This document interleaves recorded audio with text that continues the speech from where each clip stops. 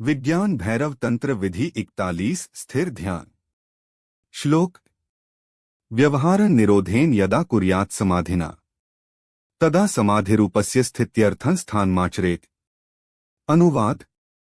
जब व्यक्ति समाधि में व्यवहार को निरोधित कर देता है तब वह समाधि के रूप में स्थिर रहता है और उस स्थान पर निरंतर आचरण करता रहता है। दार्शनिक व्याख्या। इस विधि में समाधि के माध्यम से व्यक्ति को अपने व्यवहार को निरोधित करने और स्थिर ध्यान में स्थिति को स्थापित करने का निर्देश दिया गया है। यह विधि ध्यानकर्ता को समाधि की स्थिति में स्थिरता प्राप्त करने और उसे निरंतर अनुष्ठान में रहने की प्रेरणा देती है। विधि का विवरण।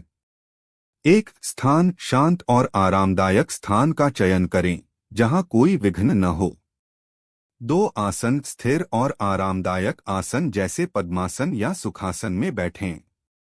3 मन की निगरानी, मन के विभिन्न व्यवहारों को निरोधित करने के लिए प्रयास करें। 4 समाधि की स्थिति, ध्यान के माध्यम से समाधि की स्थिति में प्रवेश करें जिसमें मन के विभिन्न व्यवहारों को निरोधित किया जाता है। 5 स्थिरता, समाधि में स्थिरता को बनाए रखने के लिए प्रयत्न करें। यह ध्यान के माध्यम से मन को अचल और निष्ठा में रखने की कला है। 6 निरंतर अनुष्ठान, ध्यानकर्ता को इस स्थिति में निरंतर अभ्यास करते रहने की आदत डालें ताकि वह समाधि में स्थिर बना रह सके। महत्व। इस विधि के माध्यम से ध्यानकर्ता को समाधि में स्थिर रहने की कला सीखने में सहायता मिलती है। यह विधि ध्यानकर्ता को अपने मन को नियंत्रित करने और स्थिरता प्राप्त करने के लिए प्रेरित करती है।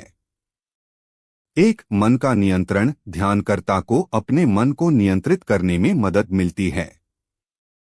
2 स्थिरता, समाधि में स्थिरता प्राप्त करने के लिए यह अभ्यास महत्वपूर्ण है। 3 ध्यान की गहराई, इस विधि से ध्यानकर्ता अपने ध्यान की गहराई में अधिक प्रवृत्त होता है।